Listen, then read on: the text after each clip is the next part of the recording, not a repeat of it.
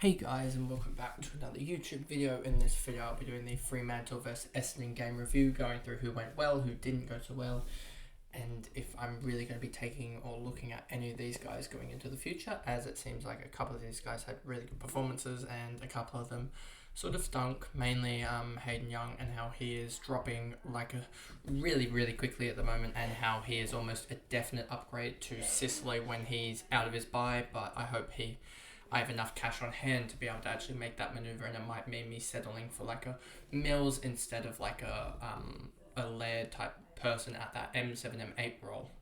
I mean M7 M8 when I'm like getting out all the other guys, but they'll probably end up being those M5 M4 type guys, and Crouch will end up being my M8. It'll be Crouch or Mills will be my M8 probably. It's just depending on who do I want there, and depending on how Hayden Young does. So before we get into the video, remember to like and subscribe, turn the notification bell on so you know when I upload, and let's get into the video. So as you can see here, Luke Ryan, 143, annoying that he did an absolute ridiculous second half. He was on 59, which was alright, but he just kept on getting the marks, and he ended up, I think, with like 18 marks, and that was just absolutely ridiculous. 84 point second half, and yeah. And then a 39 second quarter as well. It was just huge. 123 points in 3 quarters, absolutely huge. And yeah, just sort of killed the Hayden Young versus Luke Ryan debate. I don't know why I went Young now, thinking about it. I think Ryan was always going to be that guy that was going to have these big games, and I thought Young would just get those. I don't know why in my head I thought Young would just be averaging 100 when Luke Ryan was the obvious choice, but so be it. Now I have to rue that mistake and just hope that Hayden Young proves to be the better pick in the long run, but at the moment it does not look good at all. BRAYSHAW 129, absolutely huge. Last quarter of 53 to get to 129. Henry 118, absolutely huge last quarter again, so maybe he was the option as that mid forward, but I don't think many would have gone for him in general, as I don't think anyone anywhere spouted that he would be a good pick with a 48 break even and 450 odd K before the round. I don't know if he would have been talked about at all. And yeah, so I don't think I think some people will bring him up now, but I think this was just the odd game of him doing well, and we haven't really seen him do anything outside of that. Sarong 102, huge from him outside of the first quarter basically. Johnson 99, absolutely huge first 3 quarters, and then got an injury or a corky in the last, which caused him to go off, and I think they had a big enough lead that they just decided to put him on ice basically. But it seems like he is absolutely fine, nothing to worry about there, and that 99 should be able to propel him up towards that 550k or so in the next couple of weeks, and hopefully he can get there, because we kind of need him to, as it looks like next week I will be getting rid of probably Windhager and Wilmot, hopefully, is the plan, and getting them up to the likes of a Laird or something like that, or someone around that 890 or 900k range. As we look at the midfielders here, we look at L3, and you've got Treloar as well that I could be going for. It could be another week of him. Could look at Martin Libber as well. I probably will look at one of the Dogs or one of the Giants guys, as I think that is an option. I could also look at Cogs, as I think he's been Cornelio, is it? No, that way. Cornelio 100 L3, and a little bit inconsistent, so maybe we need another couple weeks of him. But yeah, could look at someone around that range, as currently I have 485, and so I have about 880 plus 150k, so that gives me around that 1,030,000. Wilmot has a break even of, I believe, around 40, so if he goes 80 or 90 again, that'll give him another 30 or so k. And then Windhager hopefully has a break even of 25, so he could go absolutely huge and get some more cash, or else I'll have to get rid of Johnson, which Johnson will enable me to get up to someone big, but will mean I'll rely on Sheldrick and Windhager in the last for that last week or so to get some to play that M8 role for me.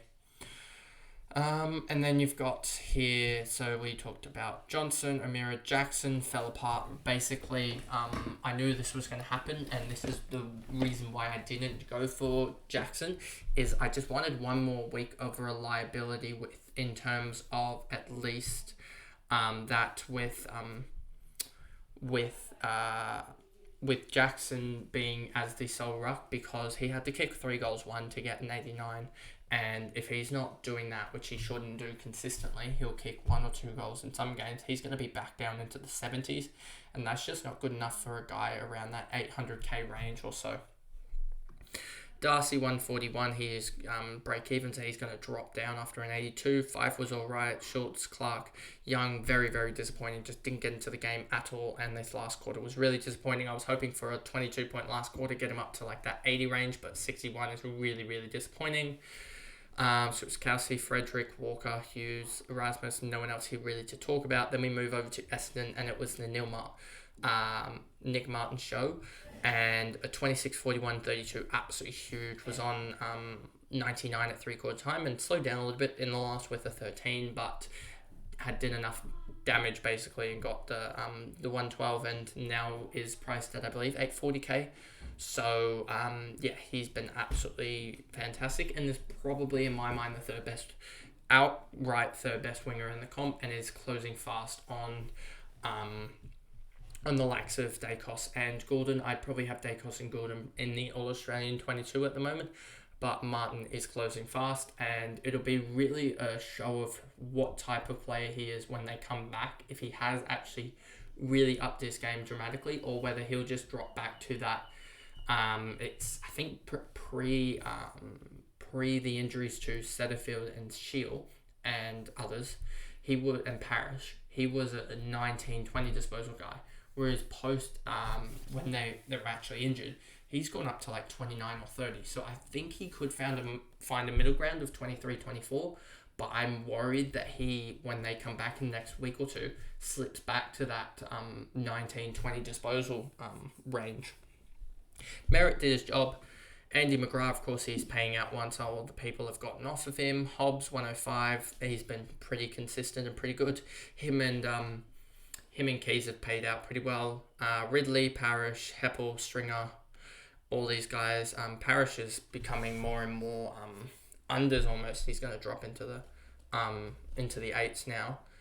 And then you got Caldwell, Phillips, Perkins, Snelling, Redmond, a disappointing 57, much like Hayden Young. So I don't know whether it was just the two of the distributors didn't get use of it.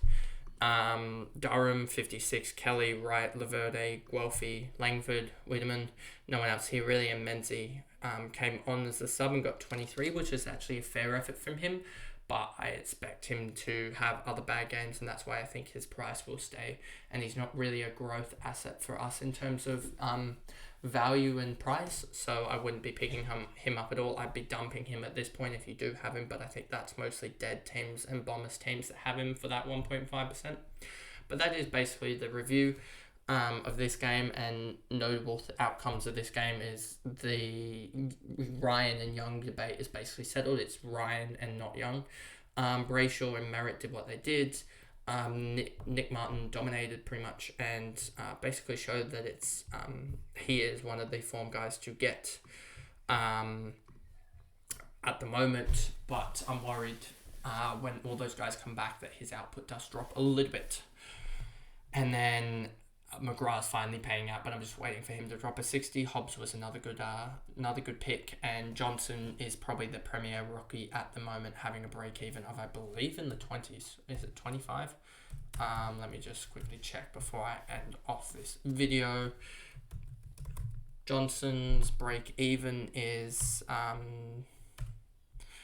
20 at the moment, or what I led to believe it's 20 or around that marker. So another huge performance from him, and he goes up into the 550s or something, 540s, 530s, somewhere around there, and can be a real good asset in a couple of weeks' time, trading him out.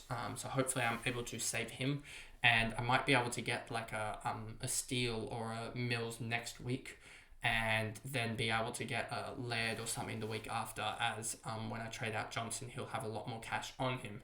So that's the video there, and I'll see you guys in another video. Thanks, guys. Goodbye.